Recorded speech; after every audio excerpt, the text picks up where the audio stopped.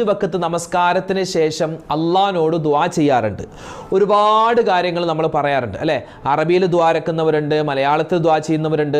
എങ്ങനെ ദുആ ചെയ്താലും അള്ളാഹു സ്വീകരിക്കും. ഇന്ന് നമ്മൾ പഠിക്കാൻ പോകുന്നത് ഫർള് നിസ്കാരങ്ങൾക്ക് ശേഷം, സുന്നത്താണെങ്കിലും കുഴപ്പമില്ല, പ്രത്യേകിച്ച് ഫർള് നമസ്കാരങ്ങൾക്ക് 5 വക്കത്ത് ഫർള് നമസ്കാരത്തിന് ശേഷം നമുക്ക് ചെയ്യാൻ പറ്റിയ ദുആകൾ അതൊന്ന് ചുരുങ്ങിയ രൂപത്തിൽ ഞാൻ നിങ്ങൾക്കൊന്ന് പറഞ്ഞു തരാം. ഒരു ചെറിയ ദുആ, നമുക്കറിയാവുന്ന ദുആകളാണ്, വലിയൊരു കടിച്ചാ പൊട്ടാത്ത ദുആ ഒന്നുമല്ല, നമുക്കറിയാവുന്ന ദുആകൾ. അതൊന്ന് ഒരു ഓർഡർ പോലെ ഞാൻ പറഞ്ഞു തരാം. ആ ഒരു രൂപത്തിൽ നമ്മൾ ഫർള് നമസ്കാരത്തിന് ശേഷം ദുആ ചെയ്താൽ അത് മതി. കാരണം ചോദിക്കേണ്ട എല്ലാ കാര്യവും നമ്മൾ അതിൽ ചോദിക്കുന്നുണ്ട്. അപ്പോൾ ഇൻഷാ അല്ലാഹ് ആ ദുആ എങ്ങനെയാണെന്ന് നമുക്ക് പഠിക്കാം.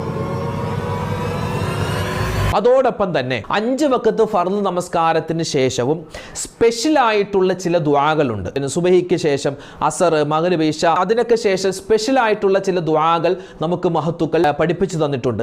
ആ സ്പെഷ്യലായിട്ടുള്ള ദുആ